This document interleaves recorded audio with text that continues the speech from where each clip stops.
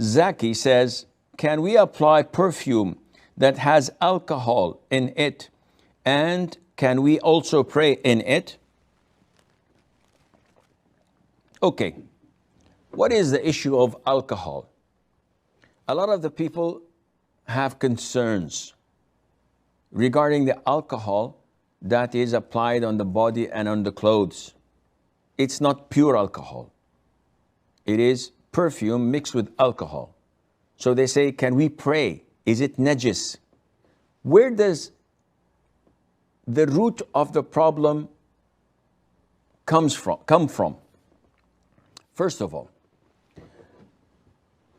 scholars differed long ago, and it's there in their books, whether intoxicants, and generally speaking, they refer to it as wine, whether wine is physically impure or it's only spiritually impure. Now, they have different opinions. Some say it is physically impure. So if I have a drop of wine on my clothes, then I cannot pray because my clothes is considered and rendered as najis, impure. So they considered wine as an impurity. And they have a lot of evidences to back them up. But these evidences are not clear. They're a bit ambiguous and can have double meaning. The verse in Surah Al-Ma'idah, إنما الخمر والميسر والأنصاب والأزلام رجس من عمل الشيطان, that verily wine, gambling, the idols, and the lots that they draw to decide what to do and where to go are rijs. So rijs, one of its meaning is an impurity, something that is filthy. And one of its meaning as well, it can also refer to sinful, something that is bad. And it's from the actions of shaitan. Refrain from it. So those who say that wine is najis, is impure, they refer to this ayah. However, scholars that say it is pure, though it's prohibited, but it is pure, it doesn't affect your purity, they've argued that Allah Azza wa Jal stated that wine and gambling. So is gambling najis, in impurity? The answer is no.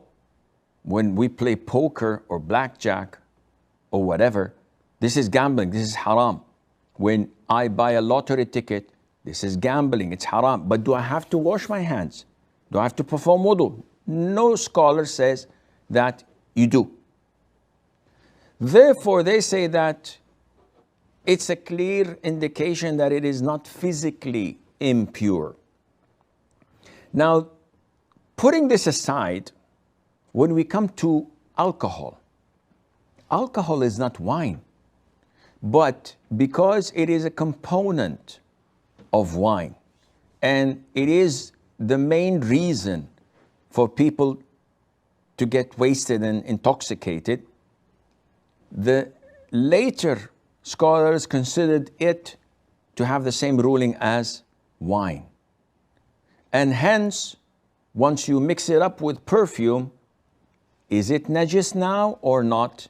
Let's go back to the books of the old scholars to see whether wine is impure or pure. But realistically, alcohol is not wine. If you drink a glass of pure alcohol, you'll die. Even before you get intoxicated, you simply die.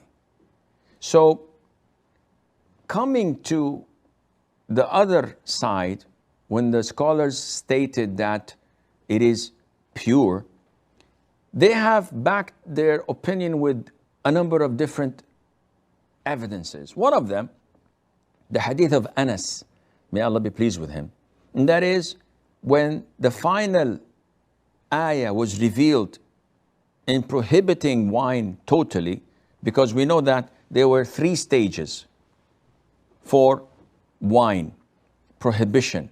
The first one, they ask you about wine and gambling or maisir, and say that there is benefits and there is great sins in it, and the sin far exceeds the benefits. So this is prohibition number 1. It's not prohibited, but you should not do it. Then stage 2, when Allah Azza wa Jal stated that you must not pray in a state of intoxication until you realize and understand, until you are conscious of what you are saying.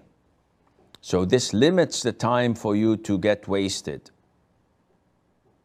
But there's no prohibition yet. Thirdly, it is when Allah said, refrain from it. Khalas, it's over.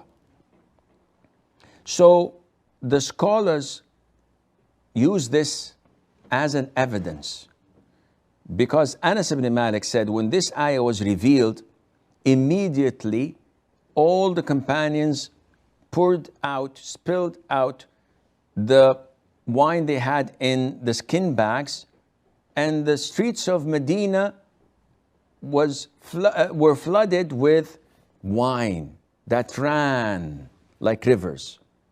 Everybody got rid of their whatever they had in their cellars. It's over, it's done. So the Prophet did not tell them to wash it. The Prophet did not tell them to take their shoes off when they entered the masjid, because they walked on these muddy,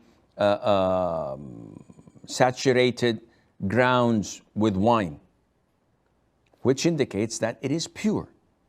And this is the most authentic opinion of scholars, that alcohol, wine is haram. It's totally prohibited to make, to buy, to carry, to serve, let alone to drink. Now, wine and alcohol are not impure. They are pure in the sense that if you have a drop, if you touch it, you don't have to perform wudu or to wash yourself or to wash your hands. Having said that, it is totally permissible to wear and to put on perfume that is alcohol based, and to pray in it without any problem, whether you are a man or a woman. Now, for women, there is a disclaimer, which most of you know, but it's a reminder that a Muslim woman is not allowed to wear perfume and pass by men who would find her scent and smell. The Prophet said, ﷺ, whoever goes out of her home wearing perfume and passes by men who would smell her fragrance, then she is like a fornicator, like an adulteress, which is a major sin. Why is that? Simply because men are easily affected by whatever a woman puts on.